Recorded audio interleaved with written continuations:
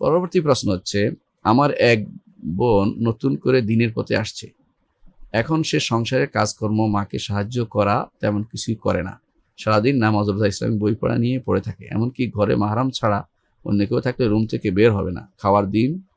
খাবার নিয়ে দিয়ে আসতে হয়। এদিকে মা একা কাজ করে, কষ্ট হয়। আপনি কি দয়া করে কি নসিহত করবেন কোরআন হাদিস থেকে? আপনার বোনের বর্তমান যে পরিস্থিতি দাঁড়িয়েছে, এতে আমি দেখতে পাচ্ছি যে এটা একটা একদিকে ভালো দিক আছে, একটা খারাপ দিকও রয়েছে। ভালো দিক হচ্ছে দিনের দিকে আসছেন, আলহামদুলিল্লাহ, এটা সৌভাগ্যের বিষয়। নামাজ রোজা ইসলামিক বই পড়া এগুলি আছে, কিন্তু মাকে সাহায্য করবে না, এটা একটা অন্যায়। তার উচিত হবে ফরজ জিনিসগুলো শিখার পরে, ফরজগুলি শিখা কি, আরকানুল ঈমান, আরকানুল ইসলাম এবং সালাত, এগুলো শিখার, আরকানুল ইসলাম অন্তর্ভুক্ত সালাত, এবং যেগুলো তার কর্তব্য সেগুলো জানার পরে মাকে পুরোপুরি সাহায্য করা, সময় দেওয়া, এটা তার সাধারণ বই পড়ার চেয়ে বেশি উত্তম। এটা তাকে বুঝেই বলবেন।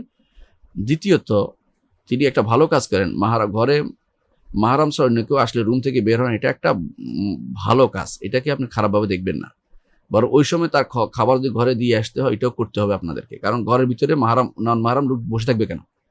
এই জন্য ঘরের ভিতরে বাইরের লোক বেশিক্ষণ থাকা উচিত নয়, খাবার খেয়ে চলে যাওয়া উচিত। কোনো লোককে ঘরের ভিতরে স্থান দিবেন না। কোনো ঘরের ভিতরে, আপনার ঘরের ভিতরে ঢুকে যাবে এমন এটা শরীয়ত বলে না। নান মাহরাম কেউ ঘরের ভিতরে ঢুকে যাবে এটা শরীয়ত বলে না। তাকে তা বাইরেই রাখতে হবে, সেখান থেকে তাকে বিদায় করে দিতে হবে। হ্যাঁ, সে যদি কোনো বেশি গুরুত্বপূর্ণ যদি ঘরে ঢুকাইতে হয়, অন্যেরা ঘরের ভিতরে যারা আছে পর্দানাসীন, তারা পর্দা বন্ধ ঢুকবে, তার কোনো কাজ শেষ করে সে ওখান থেকে দ্রুত চলে যাবে, ওখানে অবস্থান করতে পারবে না। একই ঘরের ভিতরে রাত্রি যাপন করবে মাহরাম গায়ের মাহরাম, এটা শরীয়ত বলে না।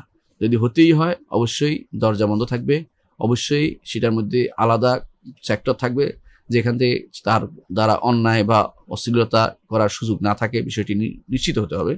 একই ঘরের ভিতরে এইভাবে অবস্থান করার শরীয়ত অনুমোদন করে না।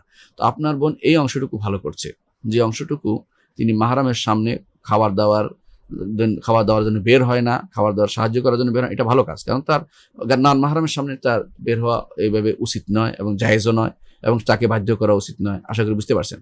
কিন্তু আপনার মাকে সাহায্য করার জন্য আপনার বোন করতে বাধ্য, এবং আপনিও করতে বাধ্য। শুধু বোন নয়, ভাইরাও যারাই ঘরে আছে তারা প্রত্যেকেই, শুধু মা একাই কষ্ট করবে ঠিক নয়, প্রত্যেকে উচিত সাহায্য করা। কিন্তু যে সাহায্য করতে গেলে নান মাহরামের সামনে যেতে হয়, সে সাহায্য করা যাবে না।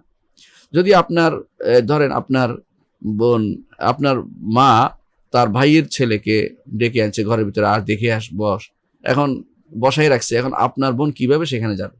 তার জন্য তো মাহরাম নয় সে, এই জন্য তার যাওয়া উচিত নয়।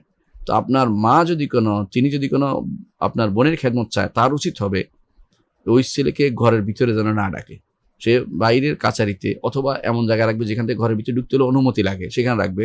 অর্থাৎ যদি রুম ভিন্ন থাকে, সে আলাদা করবে যে এদিকে আসা যাবে না, আলাদা একটা পর্দার ব্যবস্থাপনা করবে। এটা শরীয়তের বিধান। এখানে তো আমরা কোনো আর অন্য নসিহত দিতে পারবো না। তবে যখন এরকম কোনো পরিস্থিতি না হবে, তখন আপনার বোনের উচিত হবে মাকে সাহায্য করা। আপনার যেমন উচিত হবে মাকে সাহায্য করা, আপনার স্ত্রীর উচিত হবে মাকে সাহায্য করা।